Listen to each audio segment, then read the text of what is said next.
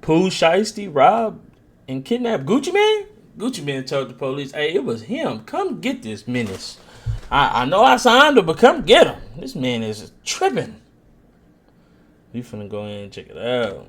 Individuals, including well-known musical artists, kidnapped and robbed at gunpoint numerous victims at a music studio in Dallas, Texas. 8 of the 9 were arrested yesterday in Dallas, Memphis, and Nashville. These individuals who are charged and arrested include Lontrell Williams Jr., also known as Pooh Shiesty. It was several hours before sunup when they first heard a boom.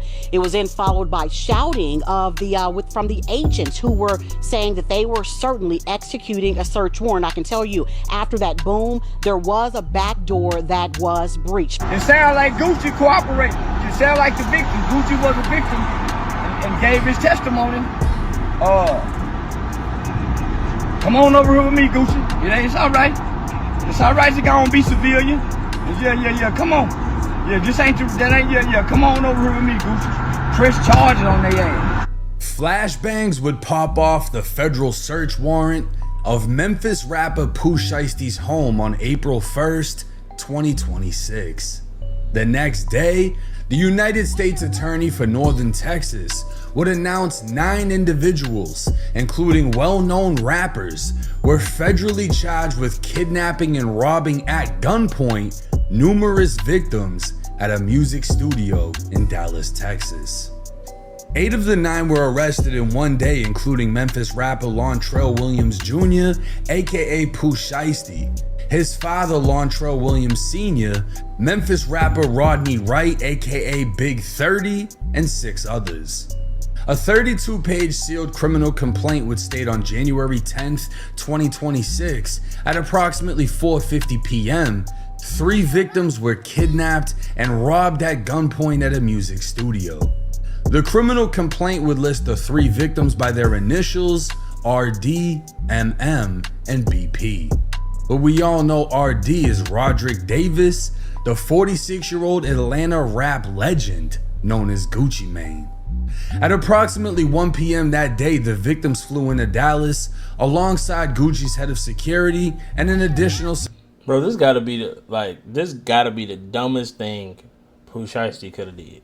Like, stupid. I'ma call him stupid. Bro, you just got home, bro. You ain't even been home a whole year, a whole 6 months yet, brother, and you go and kidnap Gucci Mane. Like, bro, this can't get no more stupider than this. Like, bro, you just throwing your life away. Like, you making all this bread and you just gonna throw it away to rob the man who signed you. Security officer for a scheduled meeting with Pooh Shiesty. What are we doing? Who'd been signed to Gucci's 1017 label since 2021. The meeting was scheduled because Shiesty was upset with the terms of his contract and wished to be released from the label, so he asked Gucci to meet about business. At approximately 1:45, Gucci and his team arrived at the meeting location, a music recording studio within a larger office building.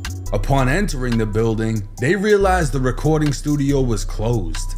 In the meantime, they went to a nearby liquor store. Pooh Shiesty's father, who's more commonly known throughout the streets of Memphis as Mob Boss, ran an independent label named Mob Ties Records. Boss would call the owner of the Dallas recording studio at 2:53 p.m., trying to book the studio for Shiesty and Gucci to record music. This was over an hour after Gucci had already arrived. 22 minutes after the call, the studio was open to Gucci and his team. A short time later, Mob Boss could be seen on surveillance video speaking on his cell phone outside the building before entering. At 3:39, a production employee would arrive while Pooh Shiesty and his father were standing at the back of the office building, engaged in what appeared to be an argument over the phone. Just minutes later, Shiesty, along with his father, Big 30, and 6 others, would enter the east side of the building, walking through the lobby and into the studio. One of the suspects at a later time can be seen exiting before shortly returning with a bag slung over his shoulder. All 9 suspects entered the studio's control room, where inside the victims were watching a football game. Gucci's head of security was positioned in the lobby while the other guard remained in the vehicle. The victims overheard Pooh Shiesty talking on his cell phone, possibly with his federal parole officer, stating that his caseworker had given him permission to be out on rec time. From what the victims could hear, Shiesty was told on the phone that was not the case and he needed to return immediately, to which he agreed. At the time, Shiesty was wearing an ankle monitor. Gucci would tell Shiesty they can reschedule their studio session, but Shiesty asked to speak with Gucci privately in the attached recording room. Gucci would enter the room with Pooh Shiesty, his father, and Big 30. The two other victims would remain with the 6 suspects, even offering them drinks as 2 of the suspects accepted and poured up. Inside the booth, Shiesty pulled out a contract termination letter. Hey, they played this so smooth too. He's like, hey, let me holler at you in this other room. Don't nobody else need to come. Let me holler at you, bro. Secluded the man from his team so they could do what they need to do. Sign it, releasing him from the label. Gucci refused. Shiesty became agitated, and the two began to argue. The 2 victims could see the conversation play out, and one of them saw the conversation intensifying, so he texted Gucci's head of security, who was still in the lobby.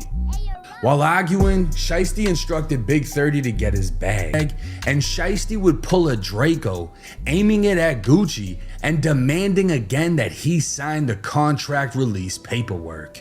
Gucci, now being held at gunpoint and unable to leave the room, complied, signing the paper while Shiesty's father and Big 30 stood by. Big 30 took out his cell phone and recorded Gucci signing the paperwork while being forced to say he released Pooh Shiesty from his contract. They got it all on recording like, nah, that ain't what happened, brother. We got it on video. He just released him. Not showing that this man got a whole Draco on the side of him. Bro, like this, bro, you could have did this legally, bro. You could have said, hey, bro, look, I'll pay you what you need to be paid. Let me about this contract so I can get up on. You're like, nah, you for me forever. This death row, nigga, you gonna die in this motherfucker. Pooh Shiesty was the only other person other than Fuji, I don't know how to say that man name, that was there from the new 1017 or whatever it was called. He let go of everybody else or they died. And now it was just him. And he knew Pooh Shiesty was finna come into some bread. So why let him go? You just got out. I know you the hottest thing out right now. After signing, Pooh Shiesty would take Gucci's wedding ring, watch, earrings, and whatever cash he had on him. Shiesty then handed the paperwork to his father, asking him if it was good, to which he replied, it needs to be dated. So Shiesty forced Gucci to write the date next to his signature. As Shiesty, 30, and mob boss exited the recording room, the 6 remaining suspects pulled handguns, AR, and AK pistols and began robbing Gucci's 2 associates. Dang. One victim, identified only as BP, would have his pockets ran and his wallet removed by who he identified as CMO Damn Fool, one of Shiesty's goons. His 1017 chain would be taken by another man he knew as Glizzy 375. Glizzy would repeatedly threaten to shoot him for moving, but Shiesty would instruct him not to.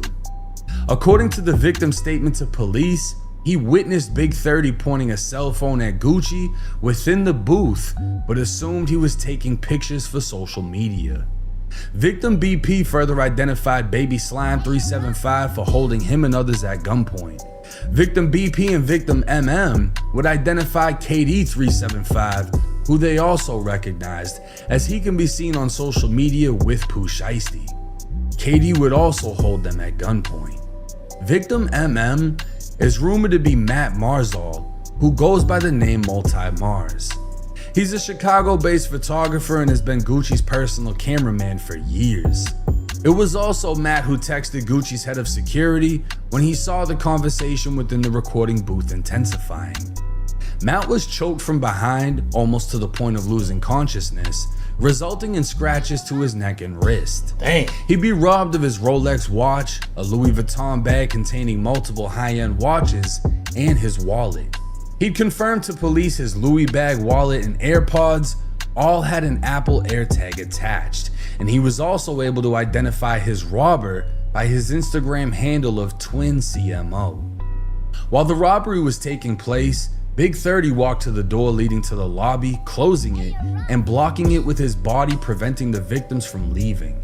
But Gucci's security would see what was taking place.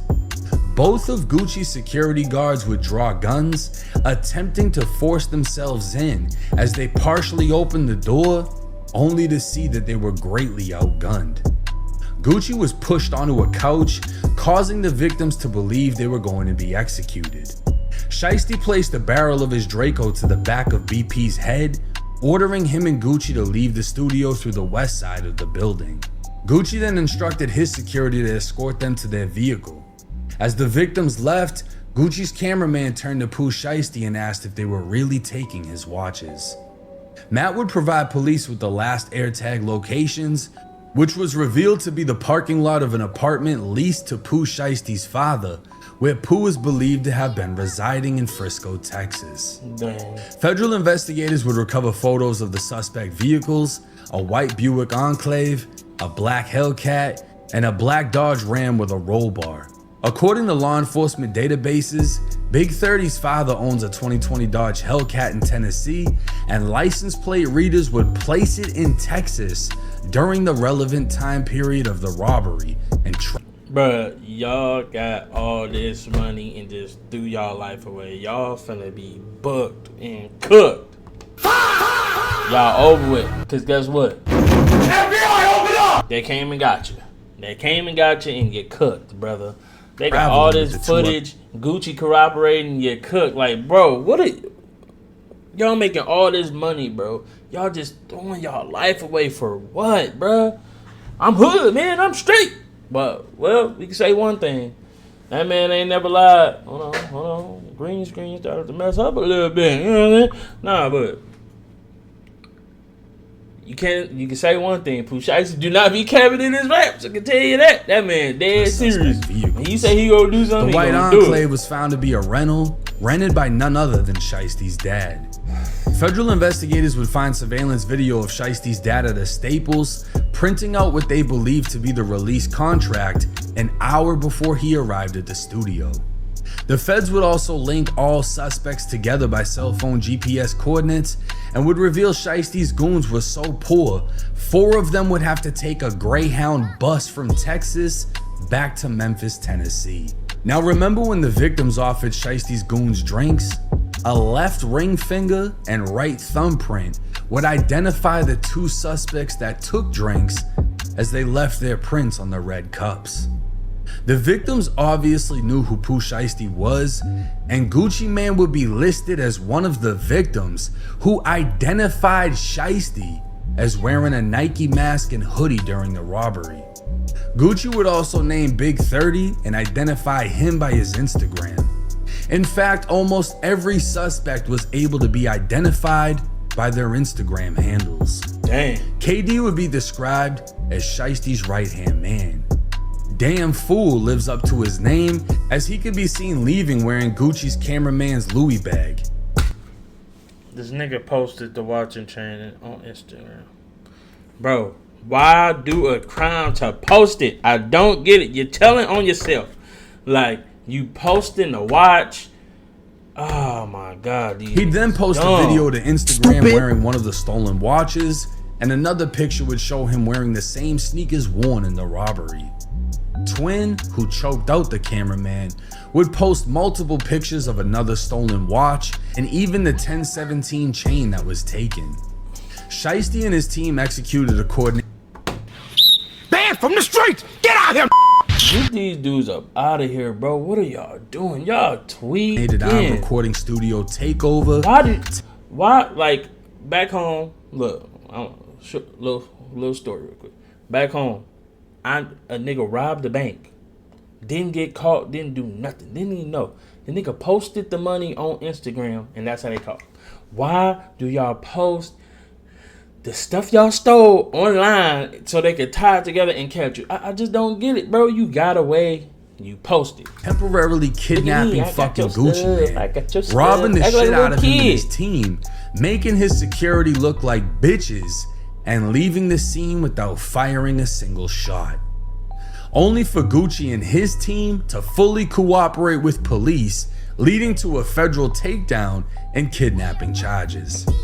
More charges can be expected as yet again Pooh Shiesty is alleged to be a felon in possession of another Draco after having just finished a prison sentence for shooting someone in the ass with a Draco.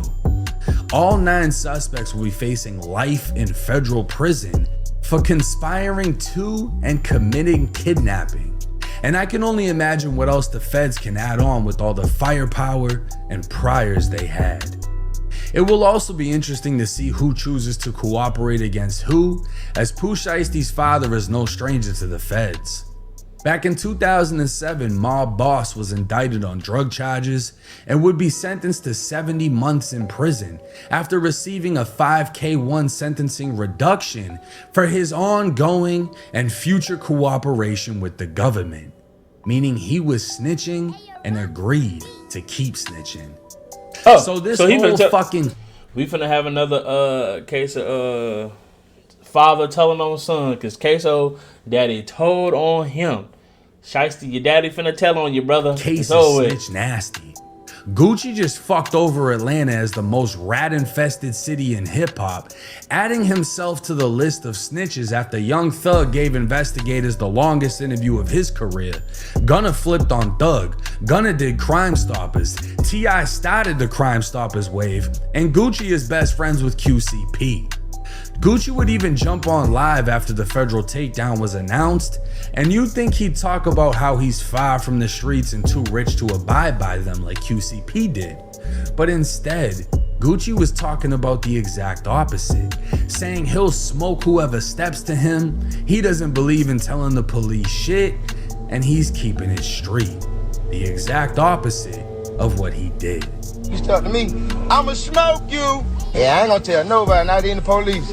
I don't believe in none of that shit. Only thing I believe in is don't tell the police. Keep it in the street. Some are even now pointing out Gucci's old interview speaking on Jeezy, trying to get him killed. So that situation that we were just talking about with the charges and so forth, do you feel like it was a setup because cats came like after you, like they was coming to get you? Yeah, I think it was a setup. Do you have any indications on who it might be? Have you heard anything on the streets? Just whatever you feel in your own heart?